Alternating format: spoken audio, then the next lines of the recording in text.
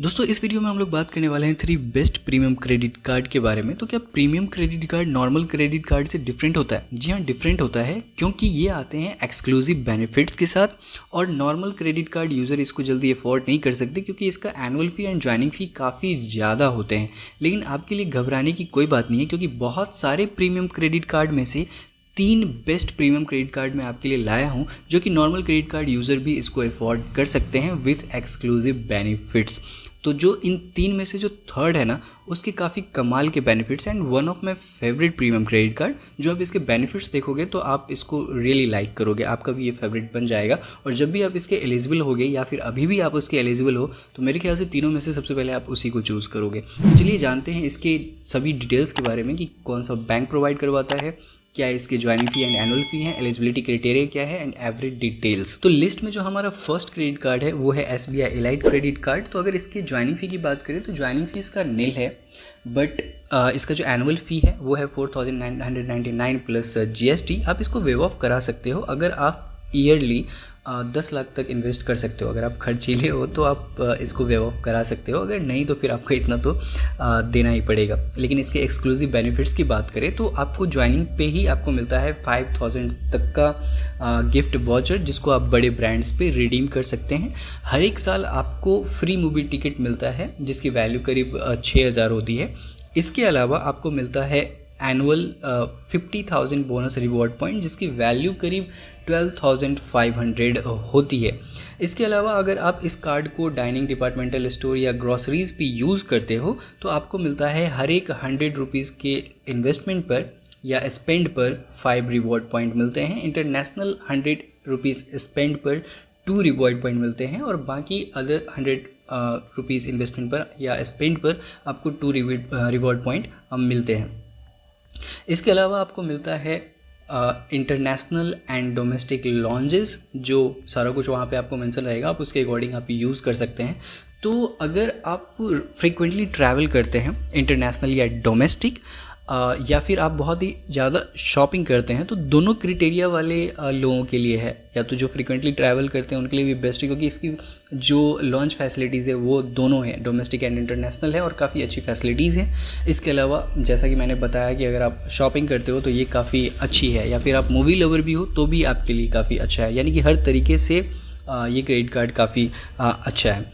अगर इसके eligibility criteria की बात करें तो आपका सिविल स्कोर 750 प्लस होना चाहिए, आपकी एज जो है वो 18 यानी कि 18 से 70 साल के अंदर होना चाहिए। अगर ये सारी चीज़ें हैं तो आप अप्लाई कर सकते हो। और अगर इसके डॉक्यूमेंटेशन की बात करें तो pan card, Aadhaar card and IT return, salary slip, अगर आप सैलरीड हो तो सैलरी स्लिप, एंड अगर आप बिजनेसमैन हो तो IT रिटर्न्स आप भर सकते हो नॉर्मली, और दो कलर्ड फोटोग्राफ।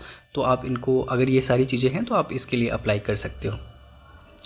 जो दूसरा क्रेडिट कार्ड है हमारा axis bank miles and more world credit card. तो इसका जो ज्वाइनिंग फ़ी है वो है 3,500 और इसका एनुअल फ़ी भी 3,500 ही है। इसका एक वो है कॉन्स है या फिर ये कहें डिसएडवांटेज है कि इस पर वेव ऑफ का कोई सिस्टम नहीं, आप इसको वेव ऑफ नहीं करा सकते, ये फिक्स आपको देना ही पड़ेगा। और इसके ज्वाइनिंग पर काफ़ी अच्छा है, इस पर आपको 5,000 तक का पॉइंट मिलता है ज्वाइनिंग में ही, जैसा कि वहाँ पे फर्स्ट वाले में आपको मिल रहा था SBI कार्ड इलाइट में आपको 5,000 का ई वाउचर मिल रहा था, यहाँ 5,000 का आपको रिवॉर्ड पॉइंट मिलेगा। और हर एक 200 रुपीज़ स्पेंड पर आपको 20 रिवॉर्ड पॉइंट मिलेंगे। इसके अलावा अगर दूसरे बेनिफिट्स की बात करें तो इसका हर एक ट्रांजैक्शन पे ना हाई रिवॉर्ड आपको मिलते हैं और एनुअली आपको 3,000 माइल्स का बोनस मिलता है।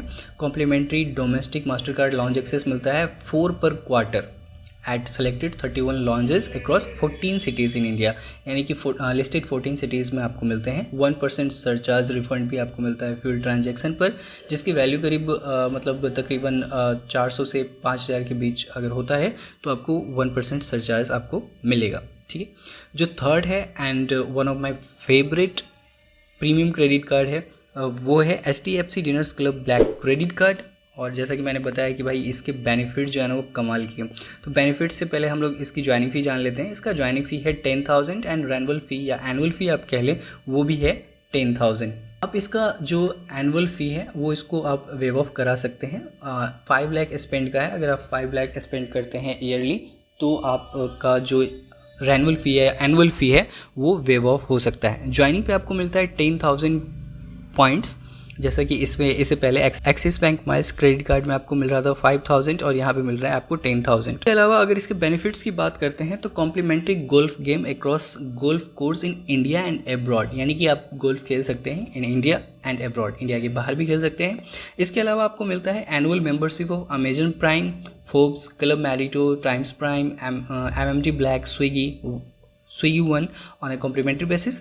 Get complimentary vouchers of Ola Cabs, Book My Show, Tata Click, Cult, fit live etc। यानी कि ये सब जो आपको कॉम्प्लीमेंट्री मिल रहे हैं ना, इसकी जो वैल्यू है ना करीब 80,000 की वैल्यू है जो आपको एनुअल मिलेगा, यानी कि वन टाइम नहीं है, एनुअली आपको मिलेगा। इसके अलावा आपको हर एक 150 यानी कि अगर आप 150 रुपये खर्च करते हो तो आपको 5 रिवॉर्ड पॉइंट मिलते हैं। तो ये इसके कमाल के बेनिफिट है, यानी कि अगर आप ये क्रेडिट कार्ड ले लोगे तो ये सारे सब्सक्रिप्शन आपको लेने की ज़रूरत ही नहीं है, ये सब्सक्रिप्शन आपको फ्री में मिल रहे हैं जिसकी वैल्यू करीब 80,000 है। तो इस वजह से ये मेरा one of favourite credit card है। एक बार मैं लूँगा ज़रूर, अभी मैं यूज़ नहीं करता इसको पर्सनली, बट जैसा मेरे एक दो फ्रेंड यूज़ करते हैं तो मैंने उनसे रिकमेंड पूछा था, तो वो काफ़ी उनका अच्छा रिस्पॉन्स था इसके ऊपर।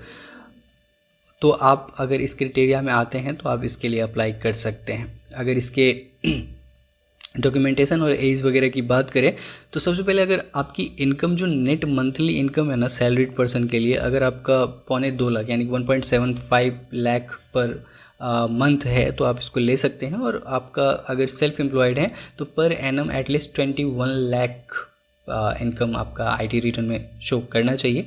तो अगर इतना है तो आप इसके लिए एलिजिबल हो। बाकी डॉक्यूमेंटेशन जो तीनों में सेम है, मतलब सेम ही डॉक्यूमेंट आपको लगेगा, pan card, Aadhaar card, passport size photograph and salary slip and IT return, तो डॉक्यूमेंटेशन सेम है, आप उसको यूज़ कर सकते हैं।